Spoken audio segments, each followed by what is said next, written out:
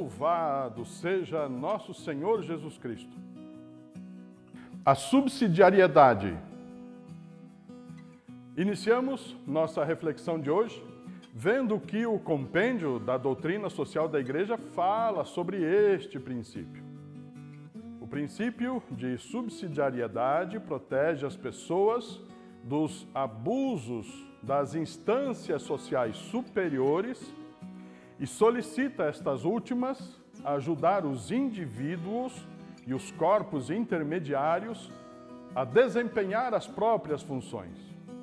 Este princípio impõe-se porque cada pessoa, família e corpo intermédio tem algo de original para oferecer à comunidade. A experiência revela que a negação da subsidiariedade ou a sua limitação em nome de uma pretensa democratização ou igualdade de todos na sociedade limita e às vezes também anula o espírito de liberdade e de iniciativa. Compêndio da Doutrina Social, número 187. Acredito que vocês irão concordar comigo que esta palavra não é tão fácil de ser pronunciada. Ela tem sua origem no latim, vem da palavra subsidium, que significa ajuda, auxílio. Este princípio está intimamente ligado ao princípio da participação, pois o Estado deve ajudar, subsidiar as pessoas, famílias e instituições particulares que se formam na sociedade sem aniquilá-las e nem ocupar o seu lugar. O Estado cumprirá o papel de subsidiar a participação do poder público nas múltiplas atividades do homem em sociedade.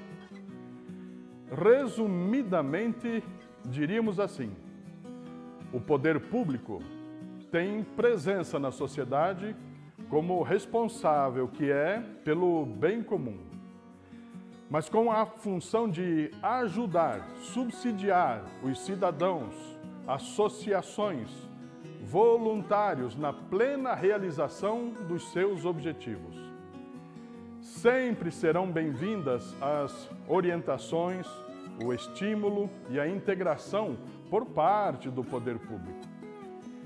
Em nosso país, isto é uma realidade. O Estado não interfere numa associação que não receba a subvenção pública. Há interferência se a associação deixar de praticar o bem comum. E quando recebe a subvenção, o Estado não deve interferir na gestão, mas sempre deve pedir prestação de contas para verificar se os recursos foram aplicados conforme havia sido acordado. Este princípio trata das responsabilidades e limites do governo e do papel essencial exercido pelas associações de voluntariado.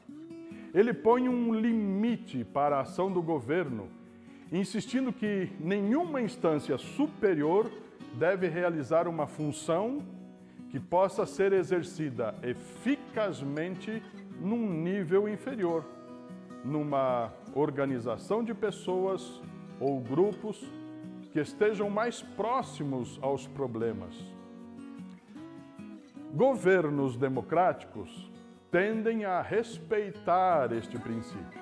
Já os governos ditatoriais e opressores costumam violar este princípio, não respeitando as instituições. Vamos tentar entender dando um exemplo bem prático a partir de uma realidade que conhecemos. São tantos os problemas que nos afligem: desemprego, pessoas que dormem nas ruas, os mendigos que vivem mendigando nas esquinas das cidades. Em relação a estes problemas sociais, nenhuma pessoa ou grupo consegue resolvê-lo pura e simplesmente. Levando-se em conta o princípio da subsidiariedade, o governo que arrecada impostos deve ajudar a estes indivíduos ou a instituições que pretendam cuidar deles. Em teoria, seria assim: se pagamos impostos, parte desses impostos volta para nós em forma de auxílio para a justiça social. E é por isso que este princípio está aqui citado como um dos princípios fundamentais para nós, membros da família vicentina.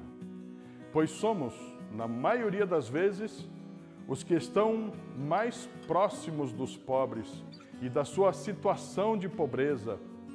E faremos esta ponte entre os pobres e o Estado para que se criem condições e serviços que possam reparar esta desigualdade social e que cada pessoa possa ter garantido os seus direitos, bem como os seus deveres.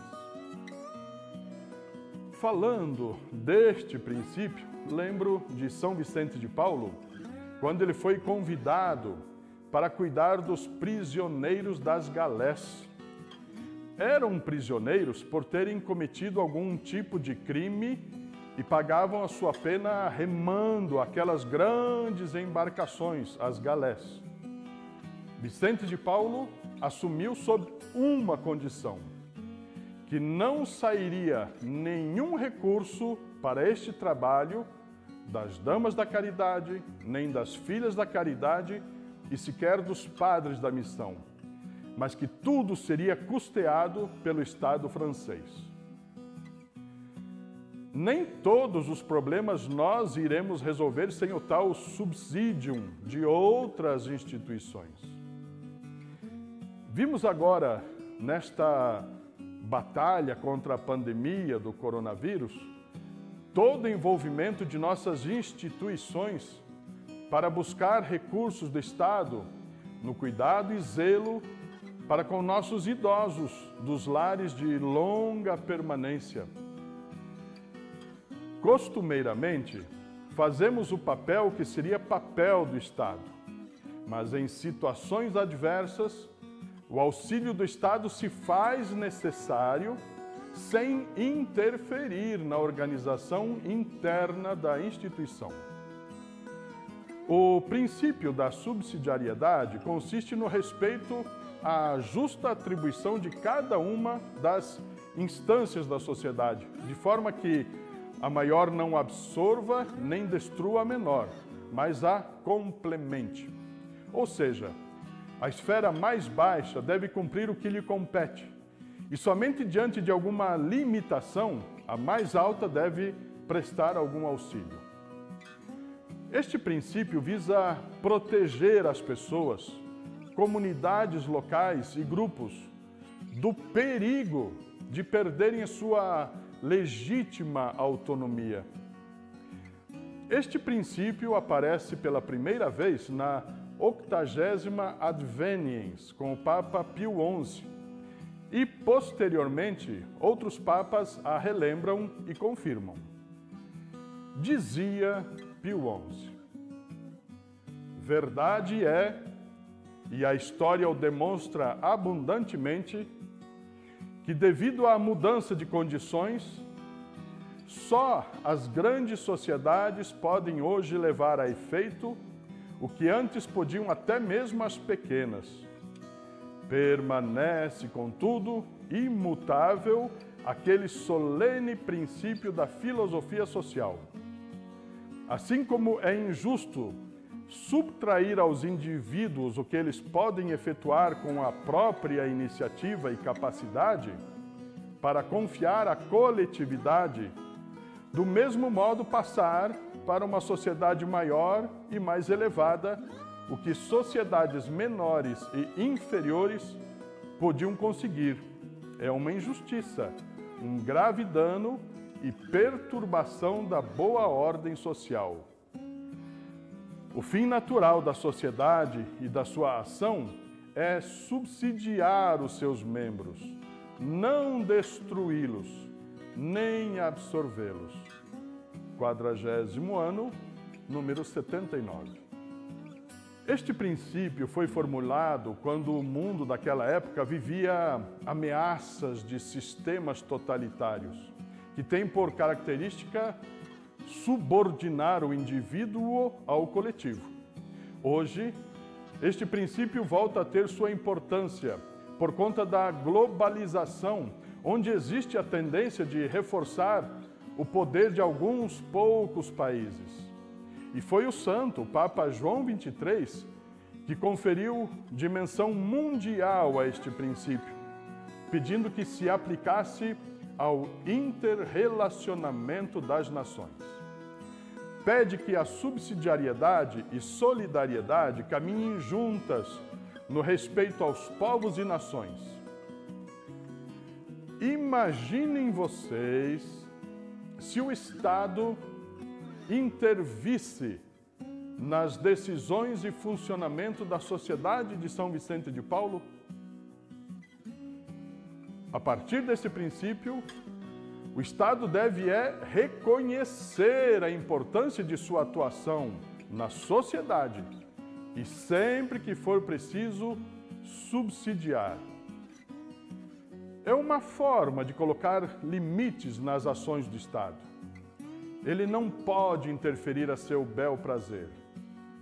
É preciso respeitar a autonomia e iniciativas que existem em prol da comunidade.